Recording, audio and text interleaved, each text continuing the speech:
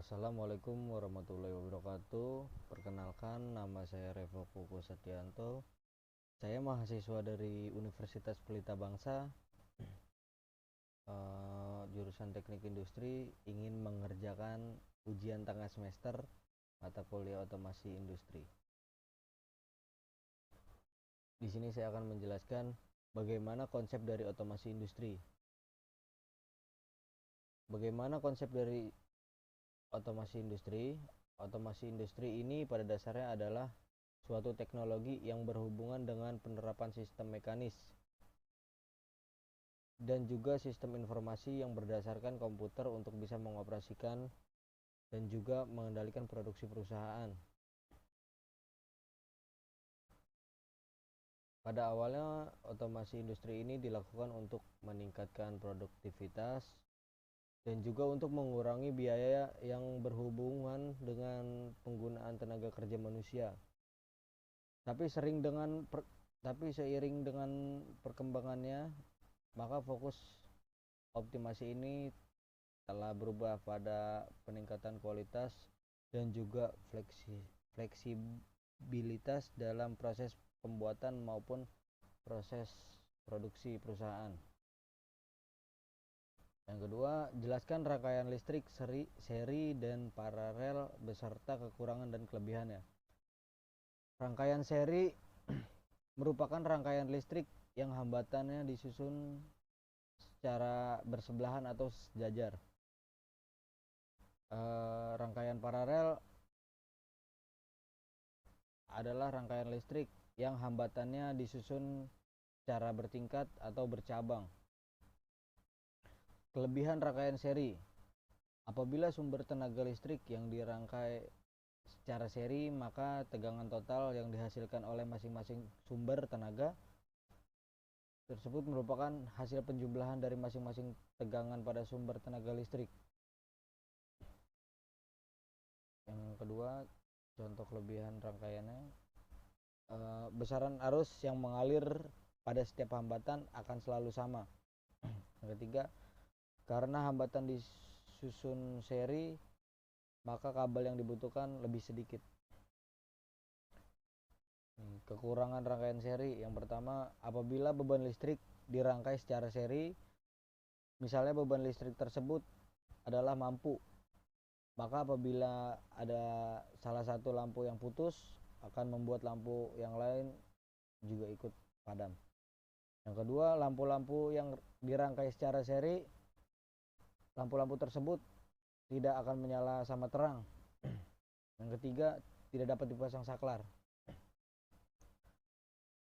Ini kelebihan rangkaian paralel.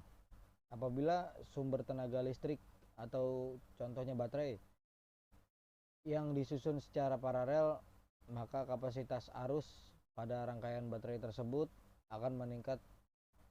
Kapasitas arus total yang dihasilkan pada rangkaian baterai tersebut sama dengan penjumlahan dari masing-masing arus yang tersimpan di dalam masing-masing baterai.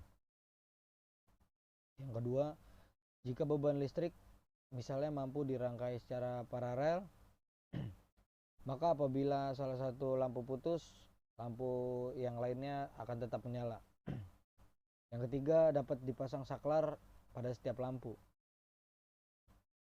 Kekurangan rangkaian paralel: yang pertama, apabila beban listrik yang disusun secara paralel memiliki tahanan yang berbeda, maka arus listrik yang mengalir ke masing-masing beban kelistrikan menjadi tidak sama besar.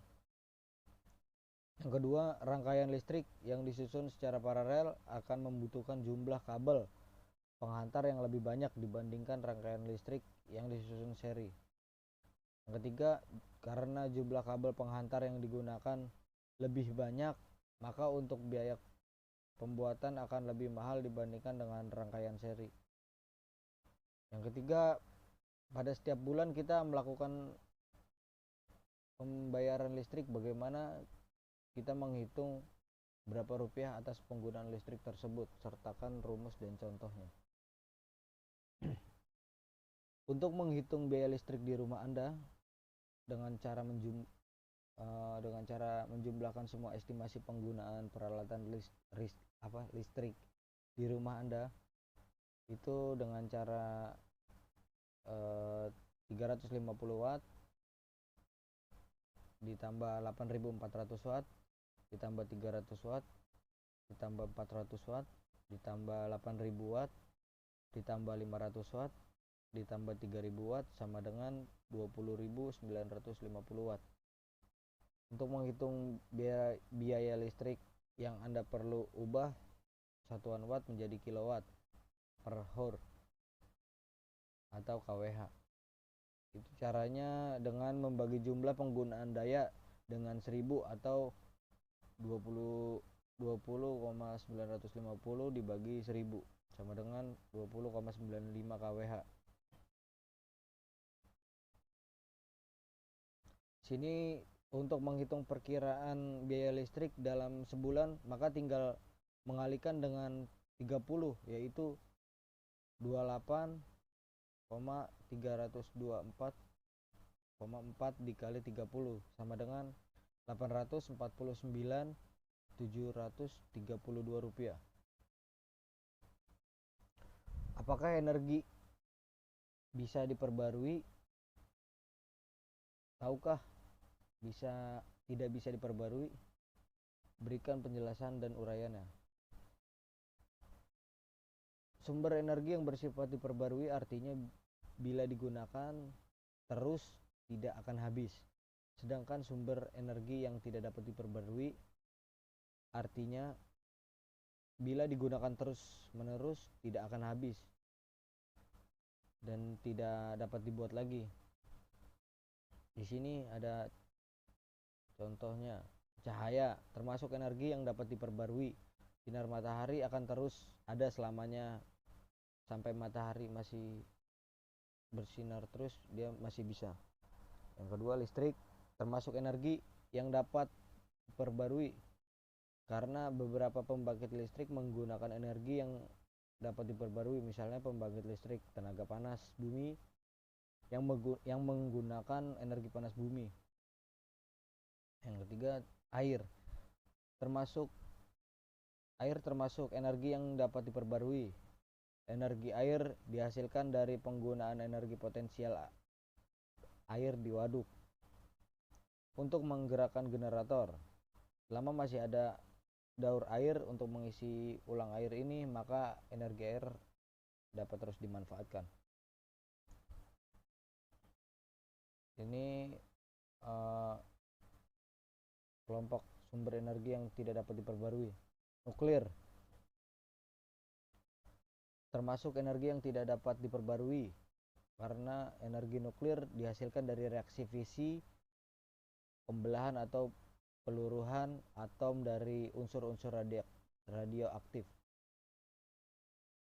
Batu bara termasuk energi yang tidak dapat diperbarui. Batu bara akan habis saat dibakar dan depositnya juga tidak dapat diperbarui sebab proses pembentukan batu bara memerlukan waktu jutaan tahun.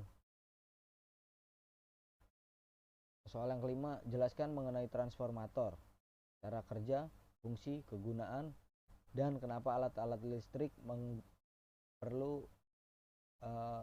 memerlukan transformator. Transformator adalah alat listrik yang berkaitan dengan tegangan daya dalam instalasi listrik.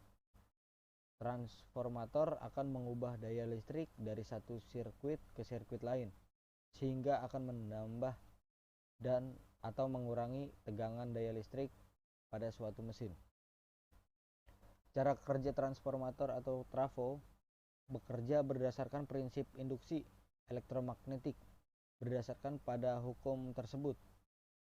Apabila sebuah kumparan primer dihubungkan dengan sumber tegangan bolak-balik atau yang disebut AC, maka akan timbul flux bolak-balik pada inti yang terbungkus kumparan.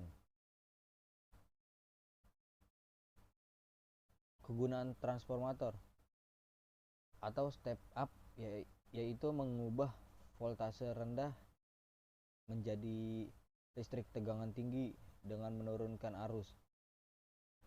Kenapa alat-alat listrik memerlukan transformator atau trafo. Trafo adalah sebuah peralatan elektromagnetik yang memfasilitasi aliran listrik dari pembangkit listrik ke stop kontak dan menstabilkan aliran listrik. Jelaskan konsep dari sistem proteksi dalam otomasi industri. Sistem proteksi adalah pengaman listrik pada sistem tenaga listrik yang terpasang pada sistem distribusi tenaga listrik. Trafo tenaga transmisi tenaga listrik dan generator listrik yang dipergunakan untuk mengamankan sistem tenaga listrik dari gangguan listrik atau beban lebih dengan cara memisahkan bagian sistem tenaga listrik yang terganggu. Jelaskan bagaimana cara membaca nilai gelang pada resistor 6 warna dan berikan contohnya. Resistor yang terbentuk aksial adalah diwakili oleh warna-warna yang terdapat di tubuh atau bodi resistor itu sendiri di dalam bentuk gelang. Umumnya terdapat 4 gelang di tubuh resistor, tetapi ada juga yang 5 gelang. Tabel warna di bawah ini warna-warna yang terdapat di tubuh resistor.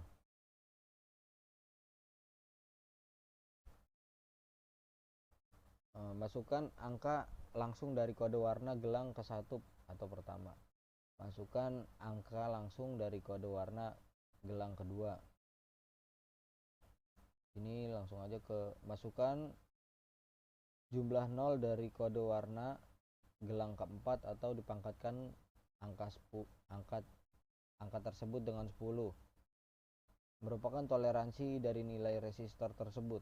Contoh, gelang ke-1 dibagi coklat sama dengan 1. Gelang ketiga dibagi hijau sama dengan 5. Gelang keempat dibagi hijau sama dengan 5. 0 di belakang angka gelang kedua atau dikalikan 10 pangkat 5. Contoh, maka nilai resistor tersebut adalah 105 dikali 10 pangkat 5 sama dengan 10.500 ohm atau 10,5 mOhm dengan toleransi 10%. Di sini ada contoh resistor dengan 4 gelang. Ya, sekian, terima kasih. Cuma segitu saja yang bisa saya sampaikan. Saya akhiri, wassalamualaikum warahmatullahi wabarakatuh.